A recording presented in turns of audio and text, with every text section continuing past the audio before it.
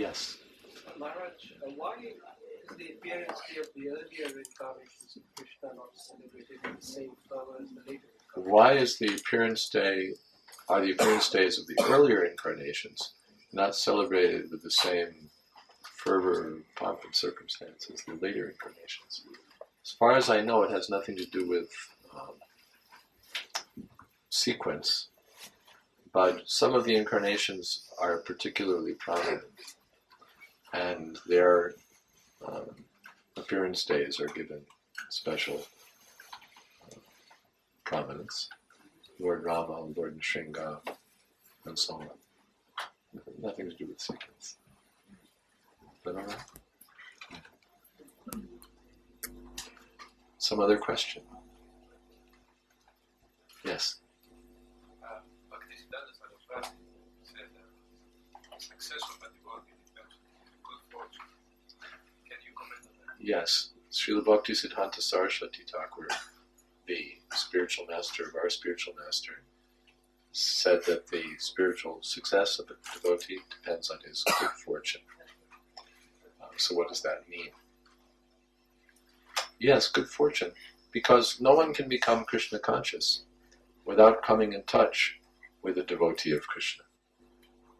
No one can get Krishna consciousness by any amount of hard work or mental speculation or pious activity or austerity or charity. The only way to get Krishna bhakti, devotional service to Krishna, is by devotional service to Krishna. So it depends on good fortune, because only a fortunate person will come in touch with a devotee of Krishna. Now, exactly why someone comes in touch with such a devotee, it's considered causeless. It's simply good fortune. It's simply good fortune.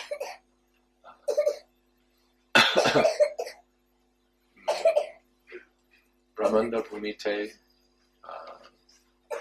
what is that? Manusha Kon Bhagyavan Jeev, Guru Krishna Prasade Bhaktivedanta Beach. Only by good fortune does a living entity, after wandering around through millions and millions of lifetimes, come in touch with a bona fide spiritual master. And then by the grace of the bona fide spiritual master and the grace of Krishna, get the seed of devotional service. So the purpose of this Krishna consciousness movement is to create good fortune. People are unfortunate because they're not coming in touch with Krishna consciousness. And the purpose of this movement is to make them fortunate. Is that all right? Sometimes even people that come in contact with pure representative of the lowest people, they fail. Sometimes someone comes in touch with a devotee of Krishna, but fails to take up Krishna consciousness. That's his misfortune. That's his misuse of his independence. He got the opportunity but missed it. So we shouldn't be unfortunate. We should make ourselves fortunate. One can't make himself fortunate simply by wishing it so, but if he gets in touch with the devotee, he gets the opportunity for good fortune. He should take it. As a person is lost at sea, if he somehow or other one of those helicopters comes with the rope and the life raft and all of that, he's fortunate. But if he says, well, wait a second, who sent this helicopter? What was the expenditure for this helicopter? Besides that, how long have I been in the ocean and where have I come from? And he refuses help and goes down. So he's unfortunate, although he got the opportunity to be fortunate. And someone else just doesn't get the opportunity. The helicopter doesn't come for him. So if the opportunity has come in the form of this Krishna consciousness movement, that's our first good fortune, and we should take it and complete the good fortune. A number of people in this room who don't have a spiritual master haven't come in touch with real devotees as such. Pardon me? A number of people in this room who don't have a spiritual master Yes. and haven't really come in touch with devotees that we come across pray to Krishna, basically directly to Krishna. Is that wrong? There are many devotees here, people here who don't have a spiritual master, but who come and directly pray to Krishna. Is that wrong? No, it's not wrong. But Krishna consciousness in fact, it's very good. You have initiation from a spiritual master, or you don't have initiation from a spiritual master. By all means, come, chant Hare Krishna, offer prayers to Krishna, see the form of Krishna, take Krishna Prasada. This is meant for everyone. Not that it's restricted to the initiated devotees. No, it's for all. But if one wants to take up seriously the process of Krishna consciousness and achieve perfection, then initiation by a bona fide spiritual master is required. It's required. For example, one may go to the university and audit courses or attend some lectures. But if one seriously wants to get a degree, then he has to enroll, pay the fee, become a registered student, and then he becomes eligible. There's a process. Of course, some fortunate person, he may get an honorary degree without attending any of the courses or registering or anything. But if we're going to depend on that, then our degree is not so likely. Generally, we have to, you may be Rabindranath Tagore and just get an honorary Oxford degree. But the general process is that one has to register and follow the process, follow the method. So this is essential according to all the scriptures. One must be guided by a representative of Krishna. Even Krishna says in Bhagavad Gita, Tad vidhi panipatena pariprashnena sevaya upadekshanti te jnanam jnaninas tad vidarshana. According to Lord Krishna himself, if one wants to attain perfection, one should take shelter of the bona fide spiritual master. But he also says, come to me. Yes, Krishna says, come to me, but he says, take the road. Don't go through the forest and through the rocks and take the highway and come to me.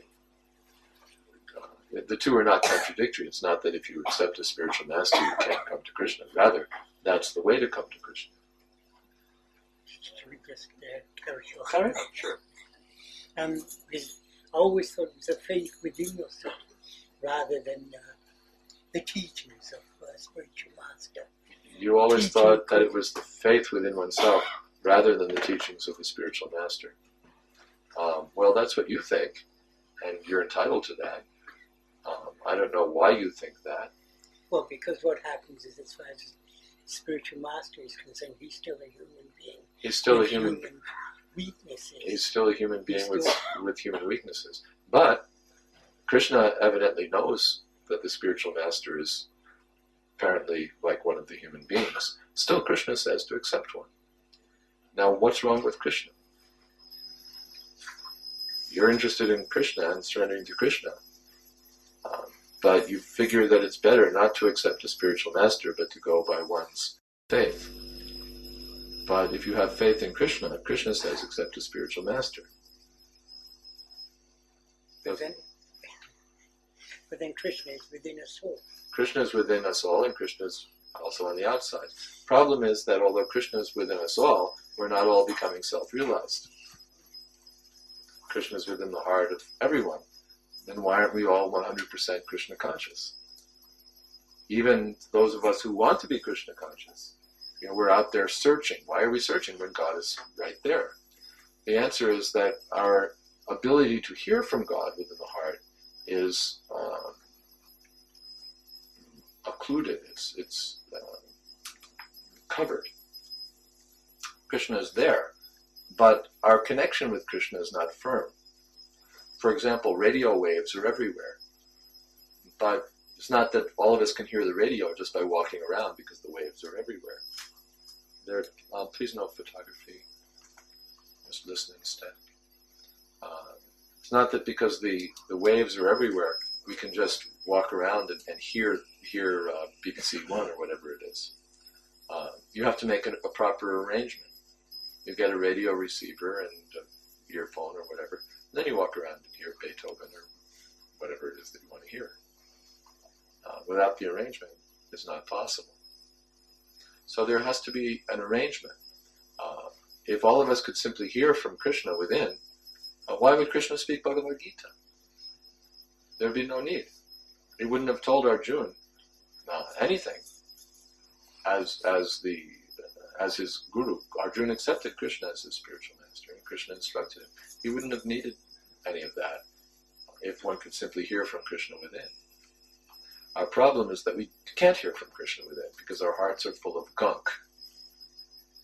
Our hearts are full of material misconceptions, material desires, material misunderstandings, illusion, greed. We have problems. With all of these problems, our ability to hear from Krishna within is impeded. Therefore, Krishna appears from without as the spiritual master, because our inner vision is not working. All right, your outer vision is there, so Krishna will appear in the form of the spiritual master and instruct us from without. By following the instructions of the spiritual master and the instructions of the scripture, one's inner vision is purified. Then in the mature stage, one can hear from Krishna within and without. But one has to come to that stage by the process. This is accepted by all the standard Vedic authorities. Therefore we find that Krishna says accept a spiritual master. Krishna himself, although the Supreme Lord, set the example by accepting a spiritual master. Ramanujacharya, Madhvacharya, all the acharyas accepted spiritual masters. Chaitanya Mahaprabhu accepted a spiritual master. Rupa Goswami, Sanatana Goswami, all great liberated souls accepted spiritual masters, following the system. So we should also follow in their footsteps. We could argue.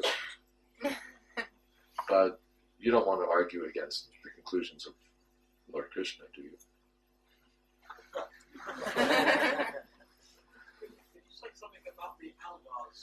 Can I say something about the Alvars? Yeah, briefly. The Alvars are saints who appeared in South India and set an example of great devotion to Lord Krishna. They composed many songs and prayers, mostly in Tamil language, which are still recited today. And they are part of a long tradition of devotional service to Lord Krishna. One of the Alvars is known as Kulashekar Maharaj, and his prayers by King Kulashekar, have been translated and published. Srila Prabhupada began the work, and it was completed, I believe, by Satsrup Das Goswami and Gopi Pranadana. Am I right? Yes. That's available here. Very nice prayers. Are there other questions? Yes. What one should do when the mind tries to degrade that person? What should one do when the mind tries to degrade one? Especially when there is no association for a temporary period of time. Especially when there's no association for an extended period of time. Yeah. Well, there's certain things one should do. First of all, try to get the association of devotees. Why leave the association of devotees for an extended period of time? Better to keep the association of devotees. Then, apart from that, with or without association, the mind may sometimes play tricks or try to degrade us. Therefore, Lord Krishna says that one should control the mind by the intelligence.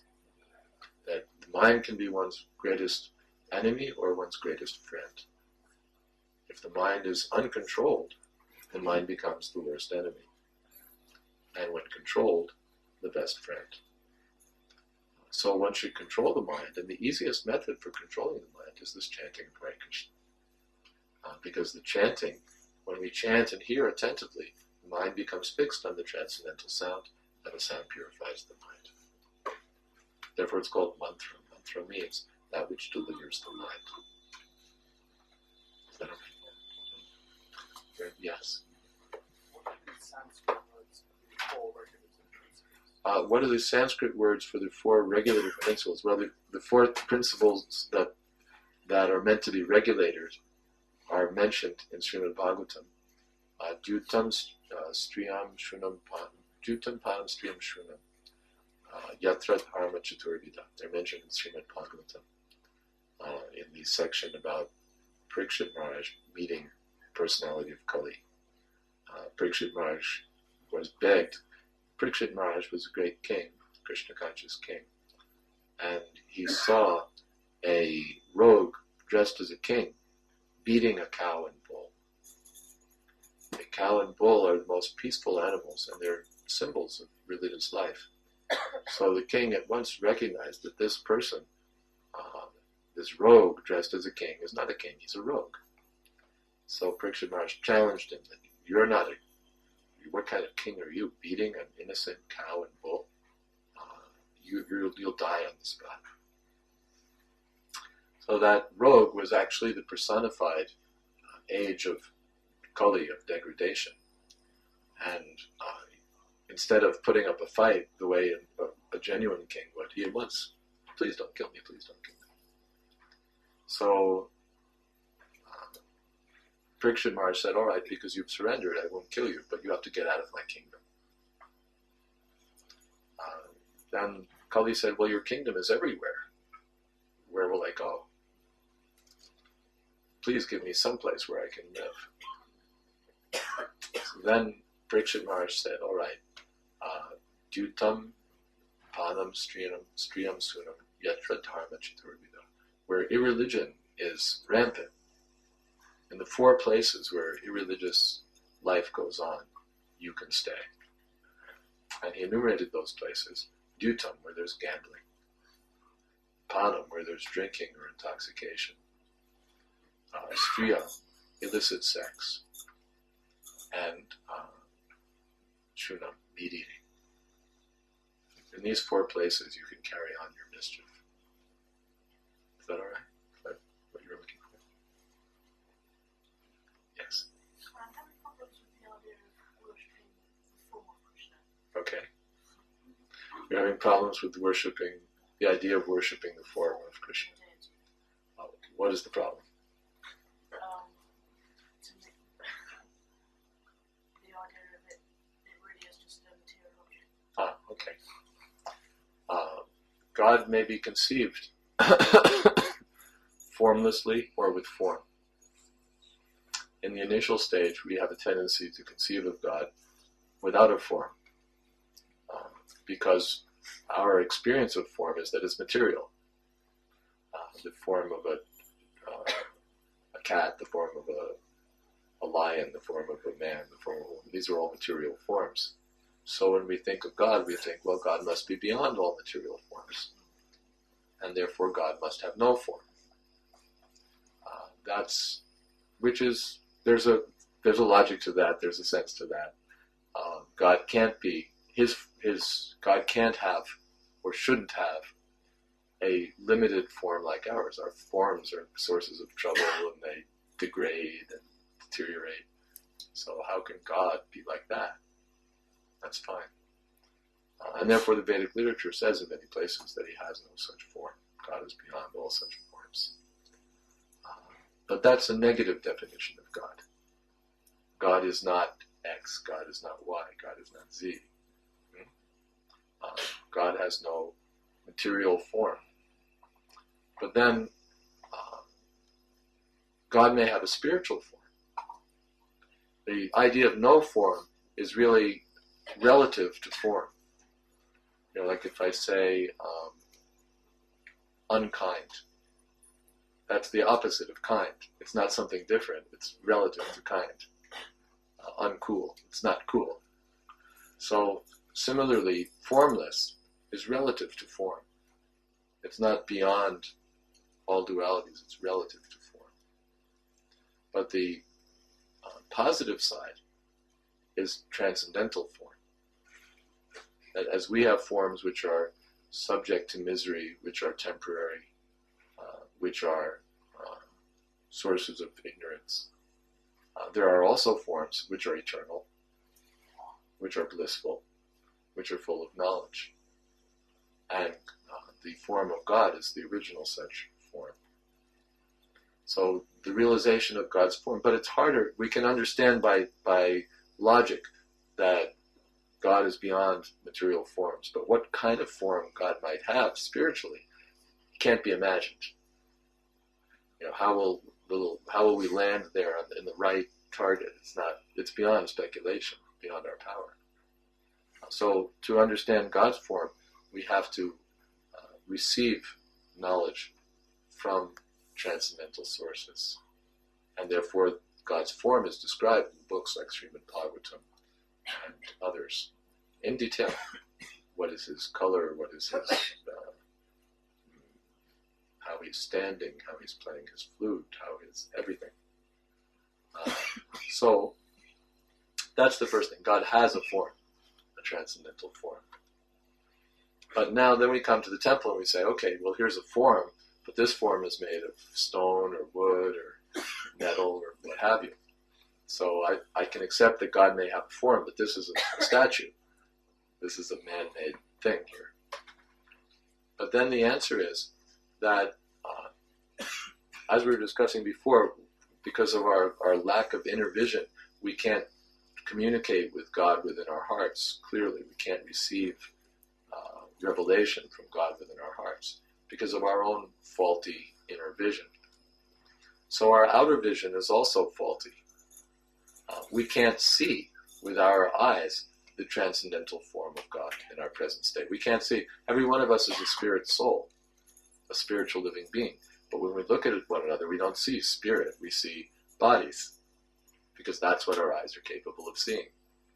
We can see stone, we can see wood, we can see metal, we can see water, we can see so many things. But we can't see spirit. So then how are we going to see God? God makes an arrangement that he appears in a form within the scope of our vision. So when a form is fashioned according to scriptural direction and properly worshipped, then Krishna is there. We consider that God is everywhere, right? God is all-pervading, God is everywhere. Then why should God be everywhere except in the form? Right? He's there also. But that form gives us the facility to see God and reciprocate and serve God. And God also may reciprocate in that form. And there are histories about that. So the Vedic direction is that we should try to understand that the form of Krishna, even though apparently, or even when apparently made of wood or stone or metal, is not actually wood or stone or metal. He's actually Krishna, coming in a visible form. Like we can give an example that you see iron, and it's apparently iron, but if it's been in a fire, it's hot. It's no longer iron, it's fire.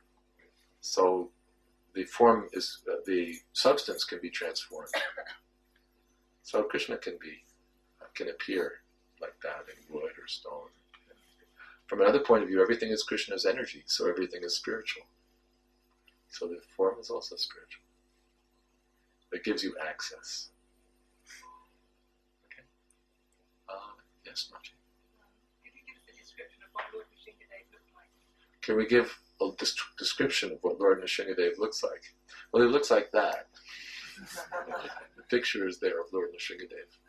He's a form of Krishna appearing as half lion and half man, with many arms and very huge form, with all the features of a lion, big mane and teeth and all of the features that a lion would have. He has the hands of a lion. It's described, Tavakara Kamala Nakam Adbhuta Shringa. Krishna is described as having lotus feet, lotus hands. Lord Nishingadev, or Krishna when he comes as half lion, it's very adbhuta, wonderful or unnatural, that in the lotus, in his lotus hand, there are nails. Lotus is very soft and gentle. You don't find nails in a lotus flower. But although Lord Nrsingadev has lotus hands, in this lotus there are sharp nails. Dalita Hiranyakashipu, to kill the demon Hiranyakashipu. Is that alright? Yes? Krishna says in the Bhagavad Gita, Tesham Samhita, you were just mentioning that he sits in as Paramatma in the house and actually speaks to you. But how does one know that this is good? Good question. Tesham Satadajuktanam, Krishna says in Bhagavad Gita, to those who are constantly engaged in serving me, I give the intelligence by which they can come to me. So Krishna speaks to the devotee in the advanced stage from within the heart. So then the question is, well, then how do I know when it's Krishna speaking? How do I know that what I'm getting from my heart is actually the direction of Krishna and not the direction of illusion, the direction of my material desires or imagination? And the answer is that when the direction is actually coming from Krishna, it will be confirmed or in accordance with the directions of the scripture and the bona fide spiritual master. When the spiritual master, therefore the direction of the spiritual master is necessary, so that we'll know when I'm actually getting direction from Krishna and when I'm getting direction from within the mind. There's so many of us who are saying, well, I'll just take my inspiration directly from Krishna. That among such persons, one person's doing something, some person's doing something else, everybody has his own method. But that's not Krishna's direction. That's my direction, or my faith. In the Bhagavad Gita also, this question is asked in the Bhagavad Gita. What about the person who has faith, but doesn't worship according to the scriptural directions? He doesn't render devotional service exactly according to the scripture, but according to his own inner faith. What's his situation?